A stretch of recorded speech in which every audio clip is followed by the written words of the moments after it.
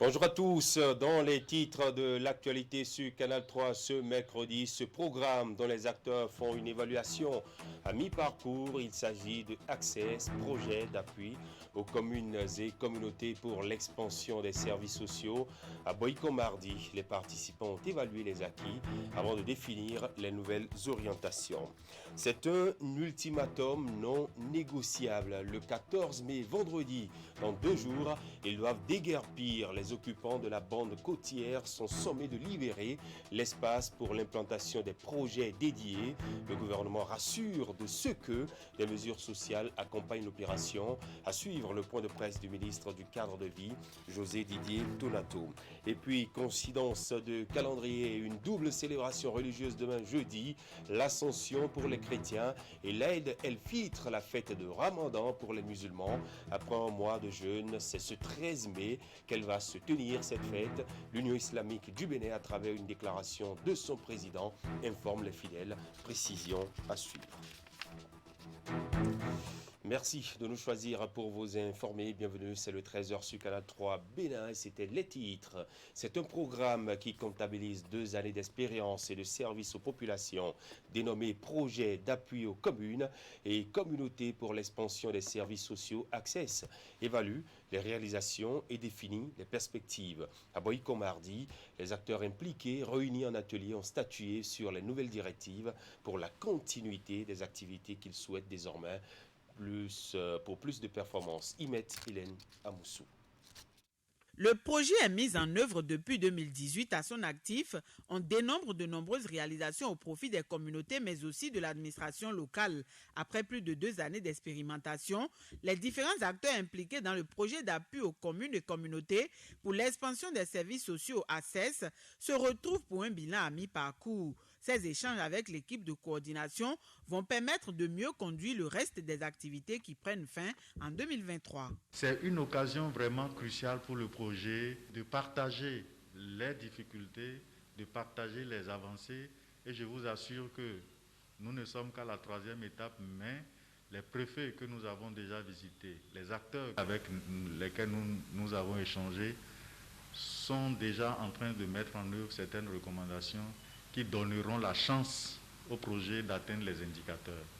Beaucoup d'autres choses qui sont réalisées par ce projet. Il est donc normal qu'à un moment donné, nous puissions nous asseoir pour faire le point de tout ce qui est fait jusqu'à présent, d'une part, et de recueillir les préoccupations des services bénéficiaires, ceux qui représentent ici les services bénéficiaires, de recueillir leur avis, leurs préoccupations par rapport à tout ce qui est réalisé. En plus d'améliorer l'accès aux services sociaux de base, le projet ACES travaille également au renforcement de la protection civile. Les actions menées ont déjà impacté des milliers de citoyens béninois.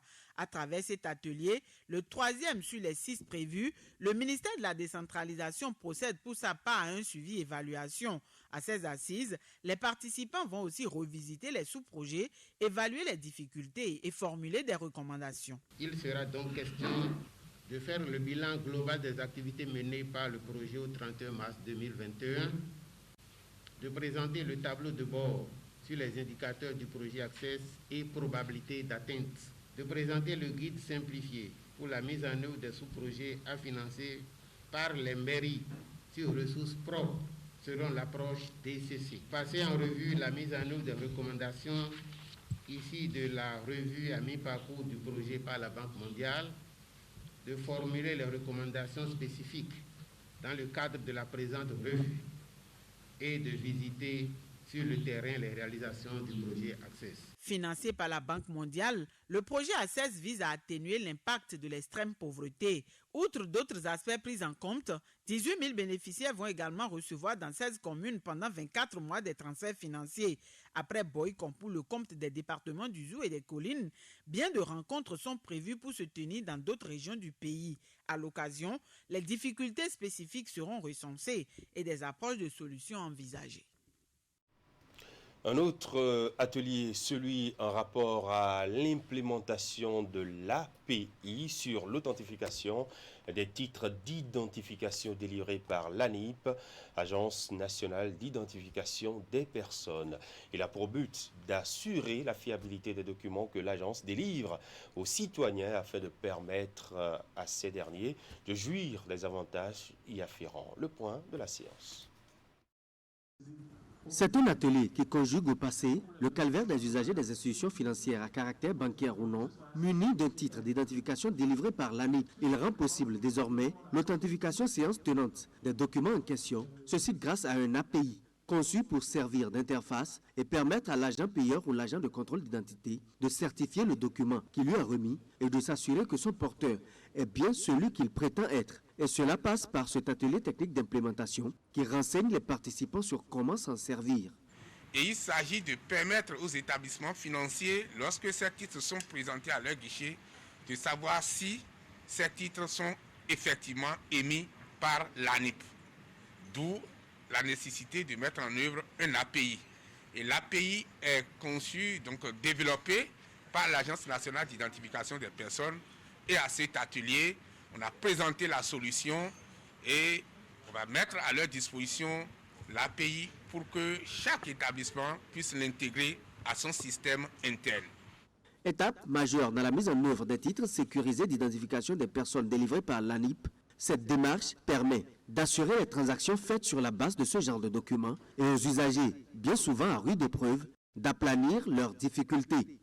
Plus aucun usager ne doit se voir renvoyé par des établissements financiers lorsqu'ils auraient présenté les pièces sécurisées, parce qu'il appartiendra à l'établissement financier en ce moment, à la banque ou à la structure financière en question, d'authentifier le document pour voir si c'est du vrai ou si c'est du faux. Au lieu donc, de rejeter le document, parce qu'en rejetant le document, on viole le droit du client. Notons que la mise en place d'une telle solution participe d'un ensemble dont la réalisation va permettre d'atteindre les conditions critiques pour opérer une digitalisation totale des services financiers.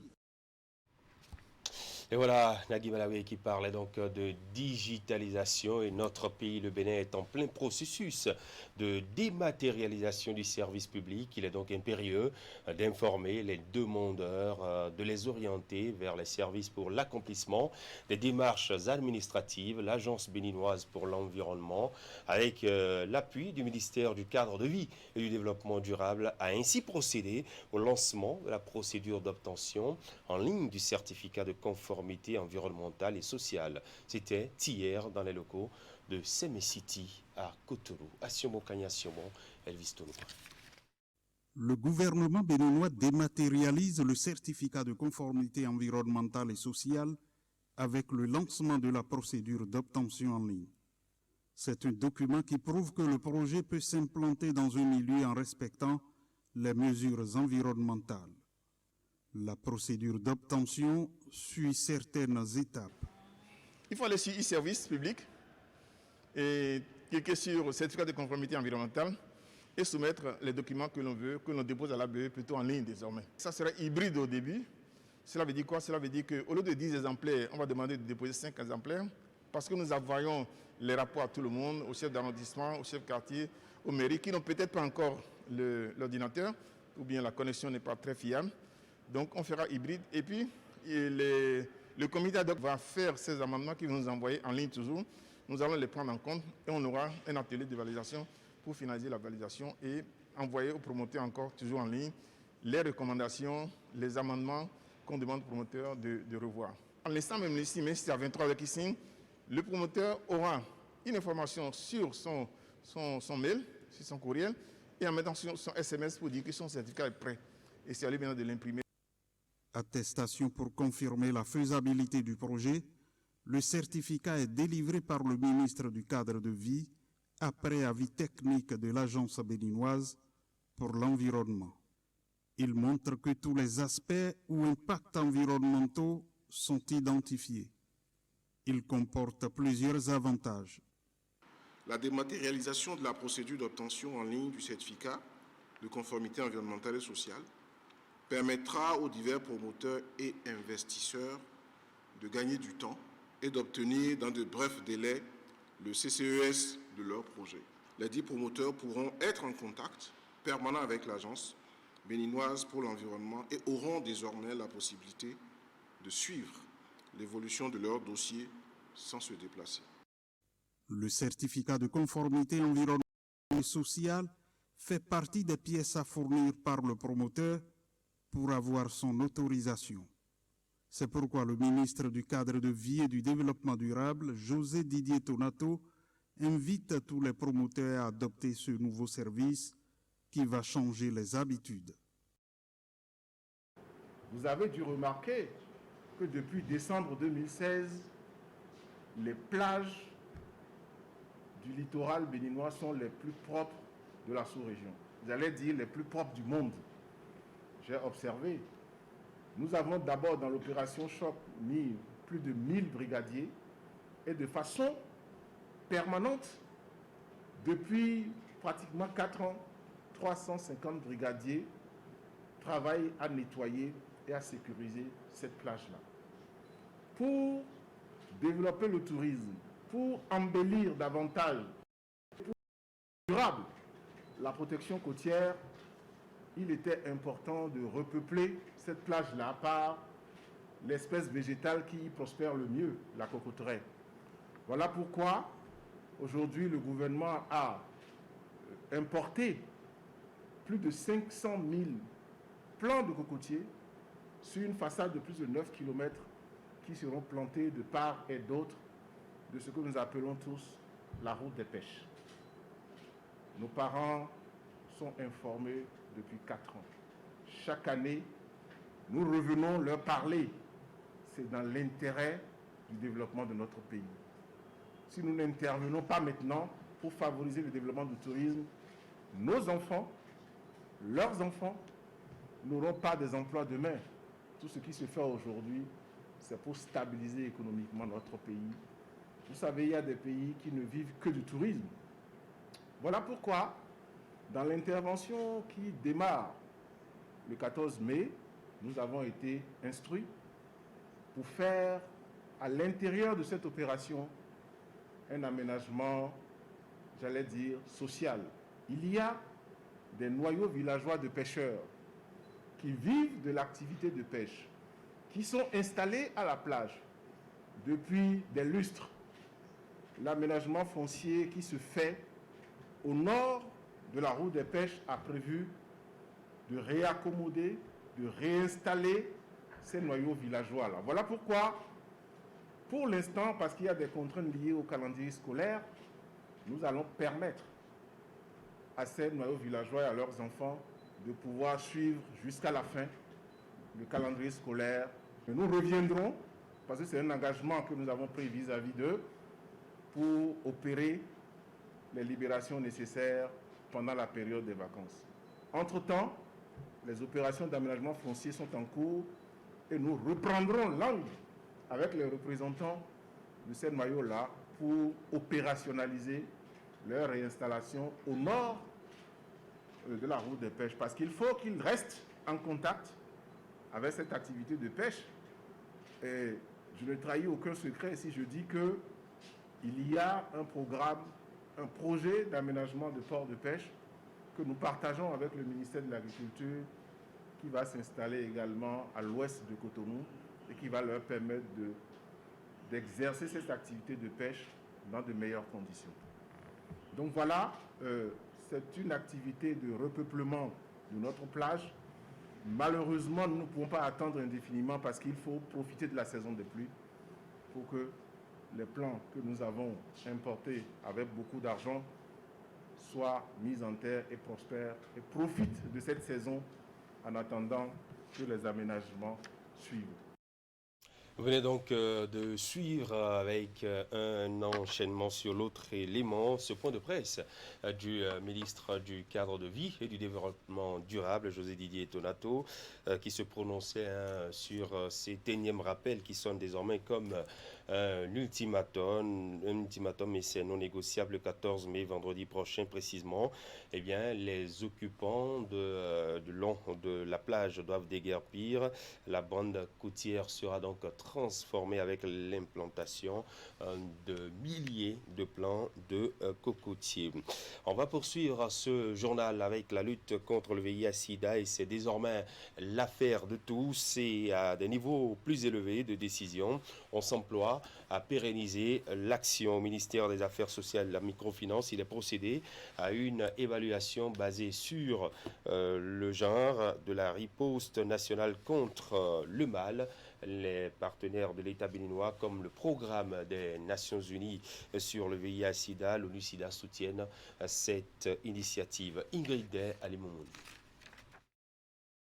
Cet atelier consacre le lancement de l'évaluation basée sur le genre de la riposte nationale au VIH-Sida. Il mobilise dans cette salle tous les acteurs impliqués dans la lutte contre le fléau.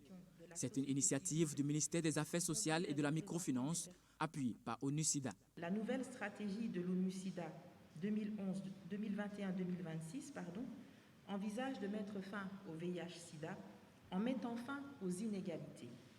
L'un des résultats escomptés à l'horizon dès 2025 est de réduire à 10% l'occurrence des inégalités de genre et des violences basées sur le genre chez les femmes, les personnes vivant avec le VIH et les populations clés.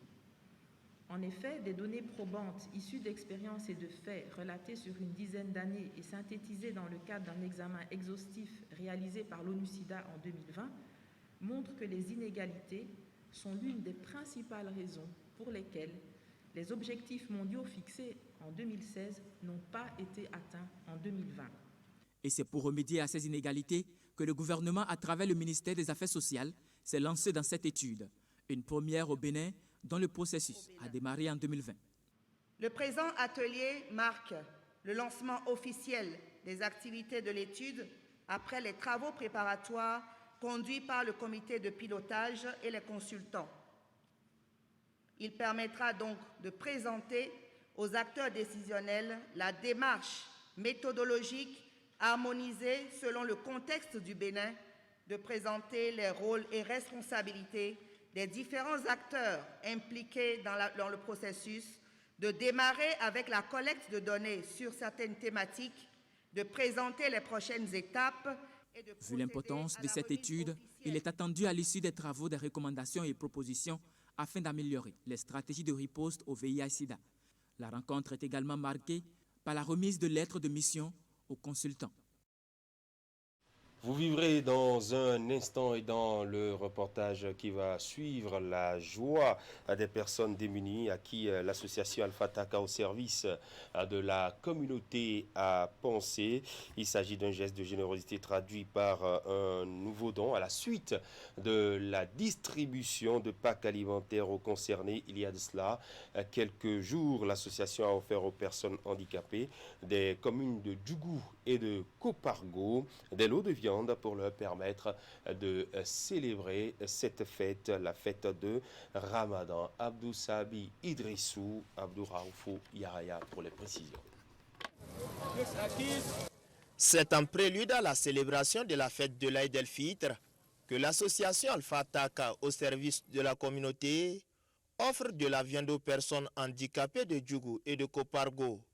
Un geste de charité qui intervient 2 jours seulement après la distribution des kits alimentaires composés de sacs de riz et de bidons d'huile à ces mêmes handicapés. Ces gestes successifs viennent à point nommé pour permettre à ces bénéficiaires de célébrer avec convivialité la fête de Ramadan. L'association Alpha Taka a jugé bon. Pour que la fête soit belle, il faut non seulement le riz et huile végétale, mais aussi et surtout pour que la sauce soit bien garnie. Donc il fallait cette action de distribution de viande, de 5 kilos de viande pour vraiment garnir chaque sauce. Par cette action, nous remercions le Tout-Puissant, nous remercions notre partenaire de tous les jours, Al-Hidayah de Koweït. L'acte posé par cette ONG caritative en collaboration avec la mairie de Djougou s'inscrit dans le cadre d'une série d'activités entreprises pour soutenir les familles nécessiteuses en cette période de jeûne musulman. Il est l'expression de sa volonté et de son engagement à apporter son assistance permanente aux personnes vulnérables et c'est à juste titre que les bénéficiaires et les autorités à divers niveaux s'en réjouissent. Ce cadeau va nous permettre de fêter dans l'ambiance au même titre que des personnes supposées bien portantes. Nous profitons pour remercier également la mairie de Djougou qui ne ménage aucun effort pour appuyer l'association Alpha Taka dans ses actions. Le maire aurait souhaité être ici en personne pour diriger de main de maître cette cérémonie, mais il a été pris au dernier moment par d'autres obligations. Donc, il me charge de vous remercier en son nom et au nom du conseil communal, de remercier à travers l'association Alpha Taka les donateurs du Koweït qui, malgré la distance, pensent à nos communautés. Fidèle à sa vocation de contribuer à l'épanouissement et au bien-être des couches les plus défavorisées, Alpha Taka, appuyé par son partenaire koweïtien, met tout en œuvre pour faciliter aux fidèles musulmans issus des couches démunies une bonne célébration de la fête de l'Aïd el-Fitr. Grâce à ses présents, plus de 100 handicapés pourront retrouver le sourire le jour de Ramadan. Merci Abdou Sabi Idrissou. Et justement, c'est ce jeudi, demain, 13 mai, que va se tenir la fête musulmane de l'Aïd el-Fitr, marquant la rupture du mois de jeûne. L'information est de l'Union islamique du Bénin. Des explications profondes et religieuses suivent le choix de cette date qui, on vous le rappelle, coïncide avec la célébration cette année de la fête chrétienne de l'Ascension. Vu la non-vision du croissant lunaire, le mois de Ramadan s'achève à 30 jours conformément aux prescriptions du prophète Mohammed. L'imam Assi Fatou Ali Ouzeifa est le président de l'Union islamique du Bénin. Chers frères et sœurs dans la foi, ce jour, mardi 11 mai 2021, correspondant au 29 Ramadan 1442, est l'avant-dernier jour du mois de Ramadan. Et demain, mercredi 12 mai, en sera le 30e et dernier jour. Après confirmation de la non-effectivité de la vision de la Lune et concertation, ce jour, des membres du bureau exécutif national de l'Union islamique du Bénin, que j'ai l'insigne honneur de présider, et consultation de nos responsables départementaux et des personnalités de notre communauté. Il me revient l'honneur d'informer les musulmans béninois que l'Aïd el-Fitr, la fête qui marque la rupture du jeûne du mois de Ramadan, aura lieu le jeudi 13 mai 2021. Correspondant donc au 1er Shawwal 1442, conformément à la parole du prophète Mohammed sallallahu alayhi wa sallam, qui dit: et si les nuages vous empêchent de le voir, c'est-à-dire le croissant lunaire, portez le nombre de jours jeûnés à 30. Chers frères et sœurs dans la foi, vous qui avez jeûné Ramadan par une conviction, vous qui avez veillé les nuits de Ramadan, félicitations à toutes et à tous, qui avez œuvré pendant le mois béni de Ramadan. Je nous invite tous, hommes, femmes et enfants, à sortir massivement de chez nous le jeudi 13 mai 2021 dans le respect strict des mesures barrières pour répondre à l'appel de rassemblement de l'Aïd. Nous nous souhaitons tous, musulmans, une bonne fête de l'Aïd el-Fitr, qu'Allah agrée notre jeûne et nos bonnes œuvres. Et voilà, on va finir avec cet événement sportif à venir. Il s'agit du Tour cycliste international du Bénin du 17 au 22 mai, les coureurs de plusieurs pays vont parcourir des kilomètres de pistes à travers le paysage béninois. En prélude à l'événement, les organisateurs ont effectué une sortie médiatique pour informer le public sportif des caractéristiques de la compétition dans ce reportage de Narcisse Alossé et Henri Ganti. Nous, on veut venir sur le tour, on veut vous aider. Un an après l'annulation du Tour cycliste international du Bénin dans son édition 2020, l'événement occupe cette année l'agenda sportif du pays. Et dans leur intervention au cours de cette sortie médiatique, les organisateurs annoncent la participation d'une cinquantaine de coureurs d'une bonne demi-douzaine de pays dans la célèbre équipe du Burkina Faso. Et vous savez, au Burkina, l'équipe avec qui ils viennent, c'est une équipe assez costaud, hein, parce que comme il n'y a pas beaucoup de compétition, et tout le monde envoie les meilleurs, hein, pour que les meilleurs soient en jambes. Donc l'équipe du Burkina, il y a Paul Domon, qui est un jeune qui a fait l'école du cyclisme à l'UCI et qui est excellemment bon, mais il n'a qu'à venir. Il n'a qu'à venir. Parce que les gars sont aussi bons que lui. Vous avez entendu Gare, comprenez les coureurs qui composent la sélection nationale du Bénin. Le pays présentera 2 équipes A et B, dont le président de la Fédération béninoise du cyclisme nous donne des nouvelles. Des coureurs béninois aujourd'hui roulent à 48 100 à l'heure. Prenez un vélo et faites-moi du 25 à l'heure. Ils roulent à 48 100 à l'heure. Ils ont un matériel de malade. Si vous suivez le cyclisme mondial, je viens de racheter tous les vélos contre la montre de l'équipe Bora. Je les ai eus. Donc nous n'avons rien. Nous sommes arrivés à un niveau d'équipement. Il n'y a pas beaucoup de pays qui ont les équipements que nous avons. Donc ils sont très en forme. Ça fait déjà pratiquement 3 semaines qu'ils sont entre Boukoumbe et Djougou en train de s'entraîner. Les gars peuvent gagner. Selon le conférencier, les coureurs ont atteint ce niveau athlétique grâce à la régularité observée ces dernières années dans la participation aux compétitions internationales. L'équipe participe au championnat d'Afrique, à la Coupe des Nations. On n'a jamais raté la Coupe des Nations grâce à Sobebra. Et ça coûte au minimum 15 millions parce que c'est une affaire de souveraineté. L'État ne peut pas nous donner cette somme-là. Seul le Bénin fait ça. Il n'y a pas beaucoup de pays qui le font.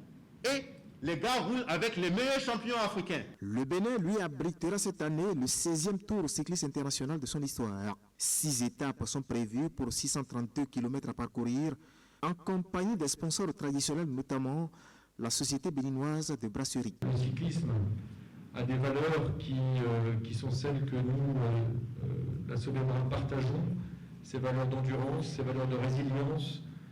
Ce sport qui est un sport, probablement un des seuls sports qui va au contact du public. Elle va aussi distribuer de nombreux lots et gadgets à l'embellissement de la vie des populations au travers de Carpe Podium, avec des fêtes, avec de la joie, de la musique et de la bonne humeur. Tout commence le lundi 17 mai prochain avec la première étape longue de 123 km entre Djougou et Boukoumbe. Après les 632 km, l'arrivée est prévue pour le samedi 22 mai prochain à Cotonou, où les prix seront distribués aux meilleurs. Et voilà, un très grand rendez-vous sportif à prendre au Bénin. Et chez vous, c'était le 13h. Merci de nous avoir suivis. L'actu se poursuit sur Canal 3 Bénin à 19h30. Prenez le rendez-vous. La grande édition du soir avec la rédaction. Excellente célébration de l'Ascension de l'Aïd el-Fitr à toutes les communautés chrétiennes et musulmanes. Passez un très bel après-midi du mercredi. Au revoir.